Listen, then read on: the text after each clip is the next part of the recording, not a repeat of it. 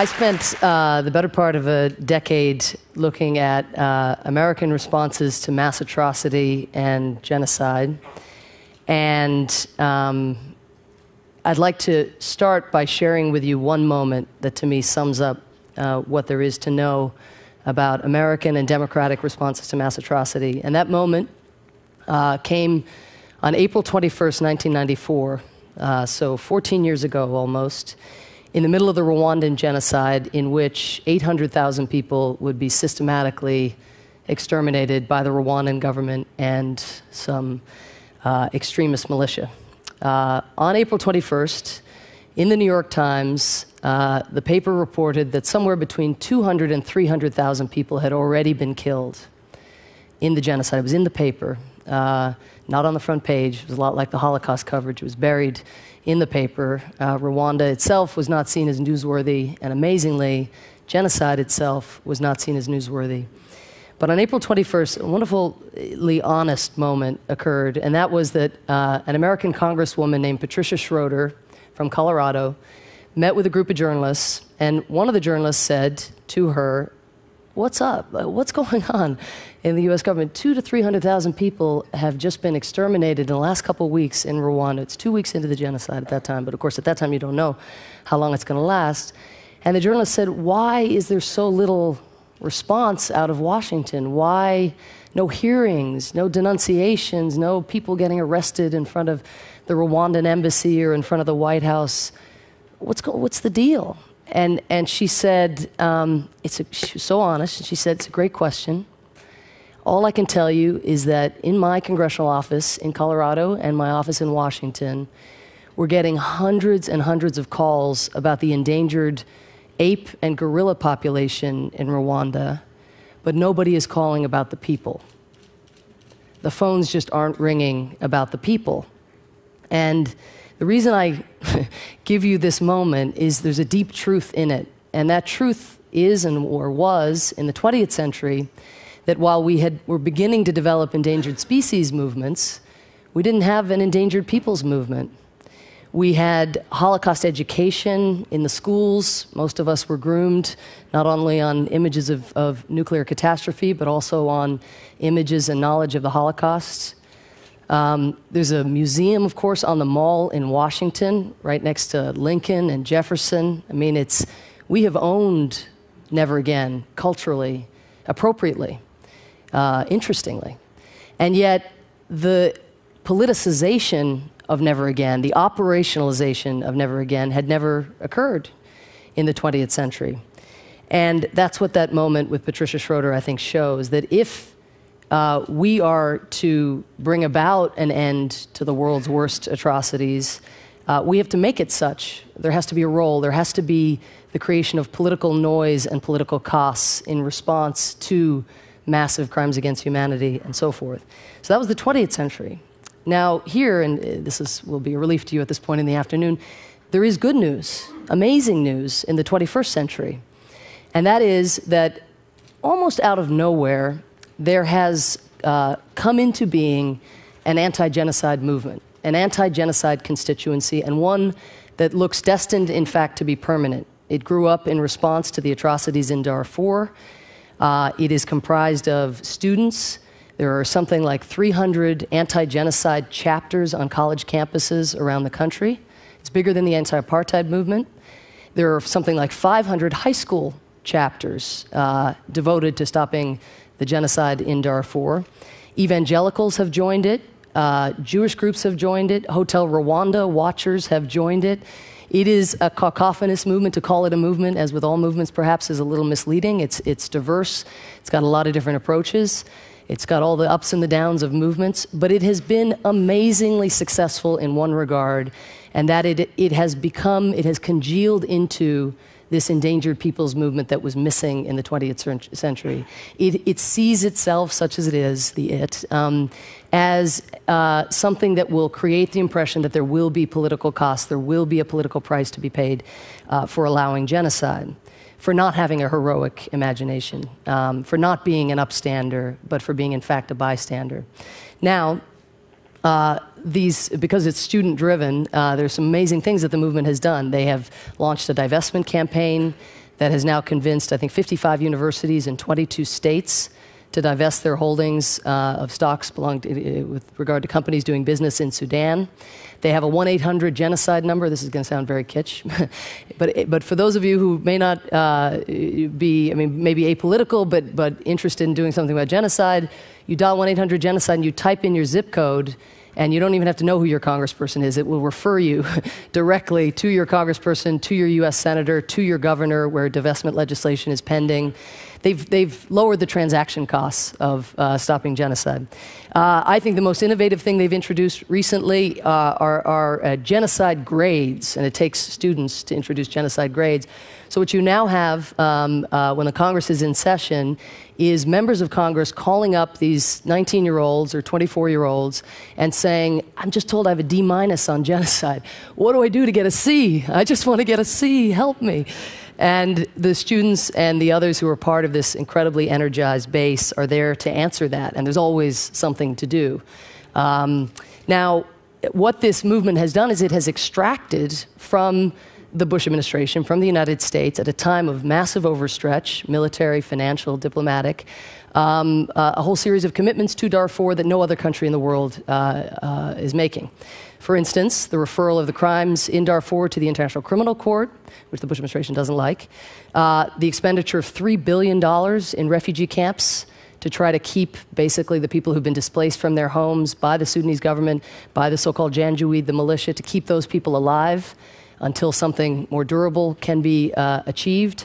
And recently, or now not that recently, about 6 months ago, the authorization of a peacekeeping force of 26,000 that will go. And that's all the Bush administration's leadership, and it's all because of this bottom-up pressure and the fact that the phones haven't stopped ringing from the beginning of this crisis.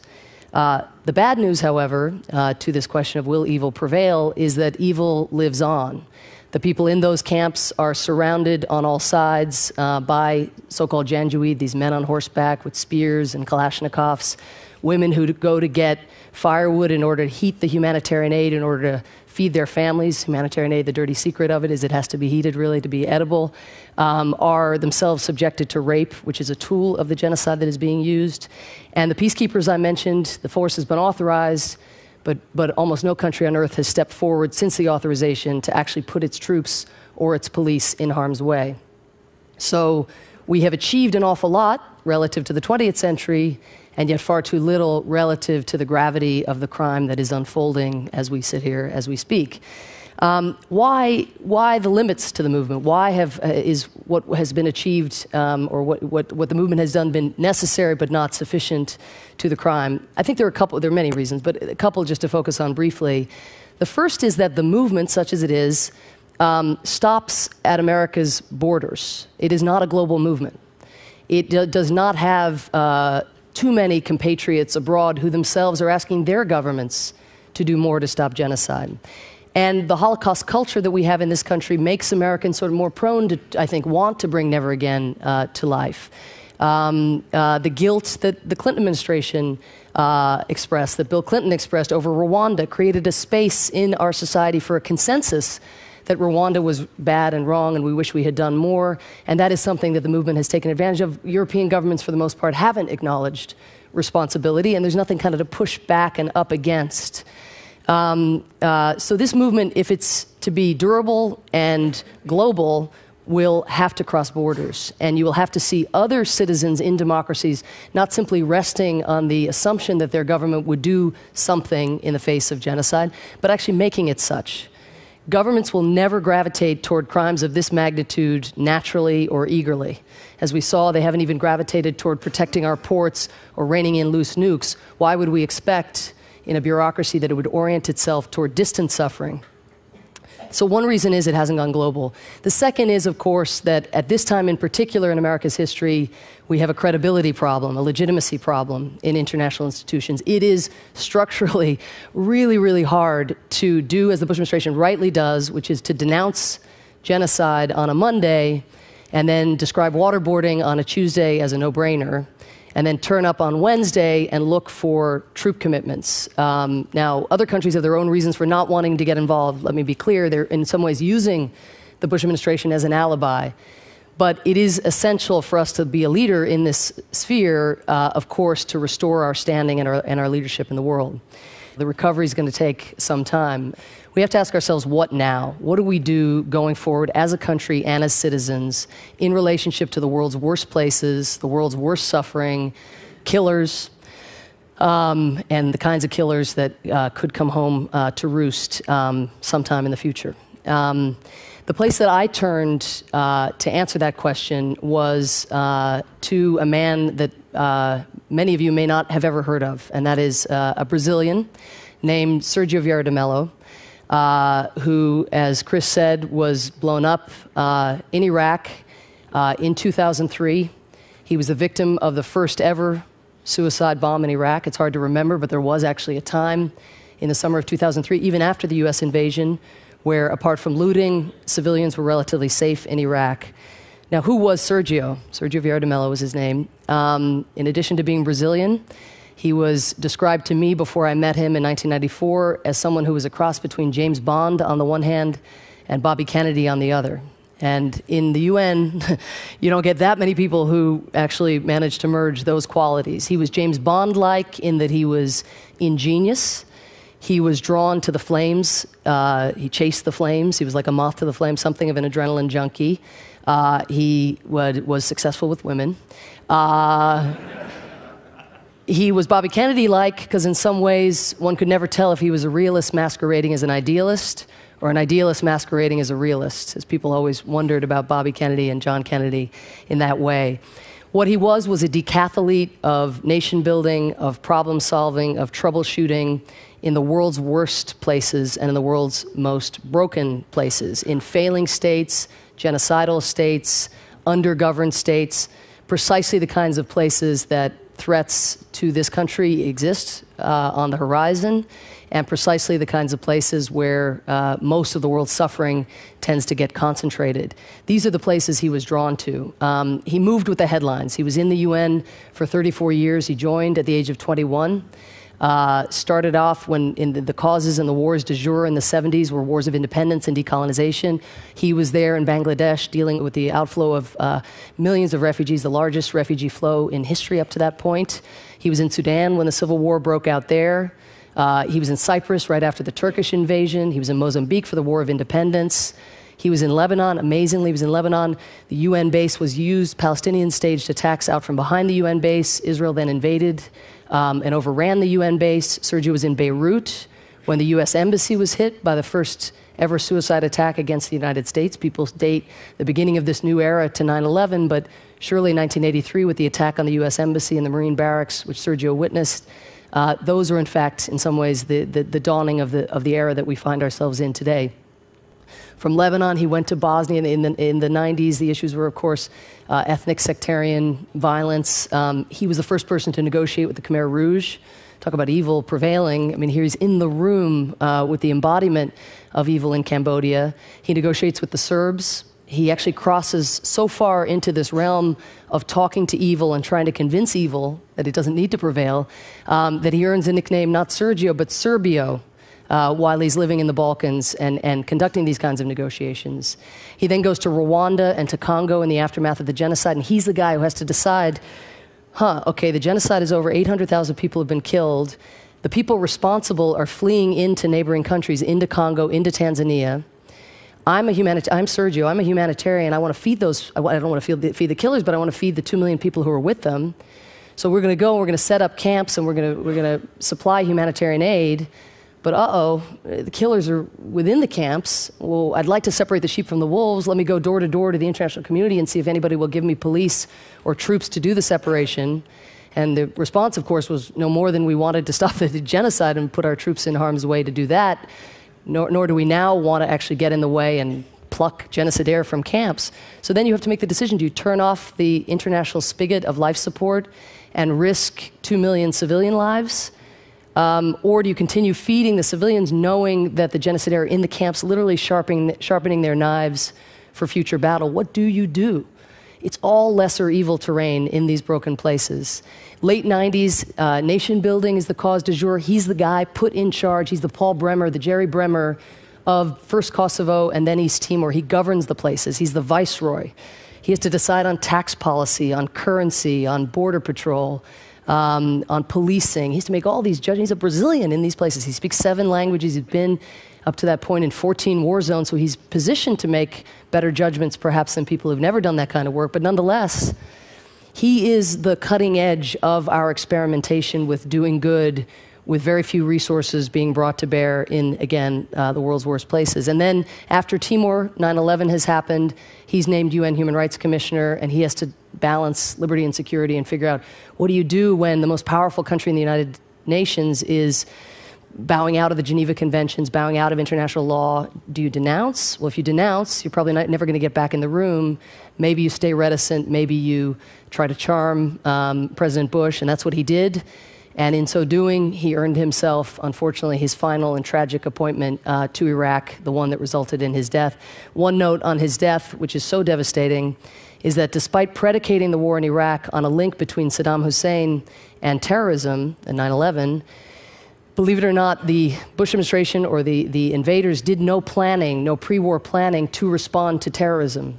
So Sergio, this receptacle of all of this learning on how to deal with evil and how to deal with brokenness, lay under the rubble for 3.5 hours without rescue. Stateless, the guy who tried to help the stateless people his whole career like a refugee, because he represents the UN. If you represent everyone, in some ways you represent no one. You're unowned. And what the most powerful military in the history of mankind was able to muster for his rescue, believe it or not, was literally these heroic 2 American soldiers went into the shaft.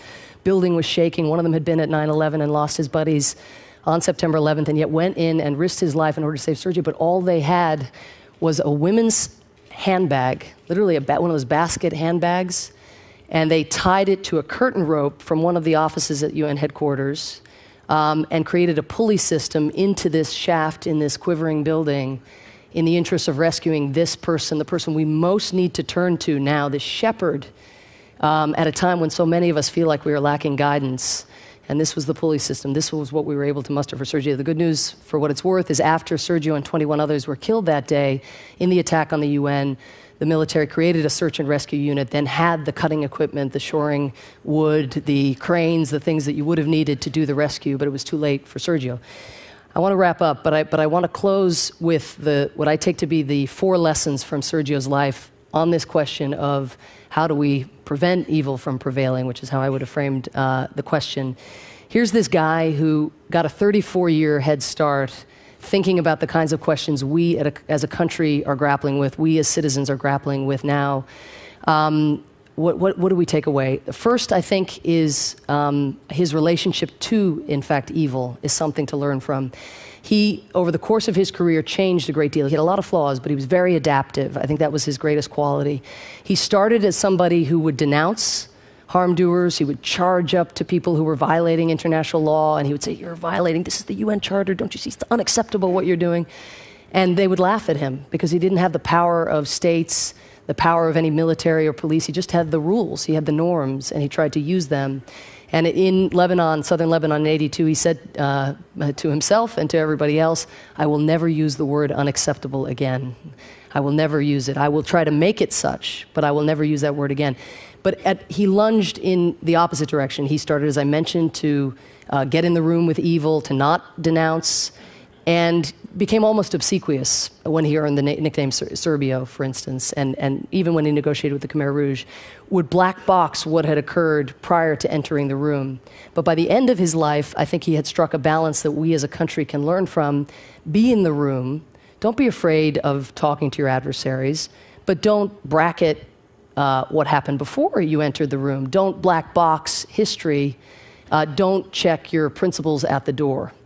And I think that's something that we have to be in the room, whether it's Nixon going to China or Khrushchev and Kennedy or Reagan and Gorbachev. We get all the great progress in this country with relation to our adversaries has come by going into the room. And it doesn't have to be an act of weakness.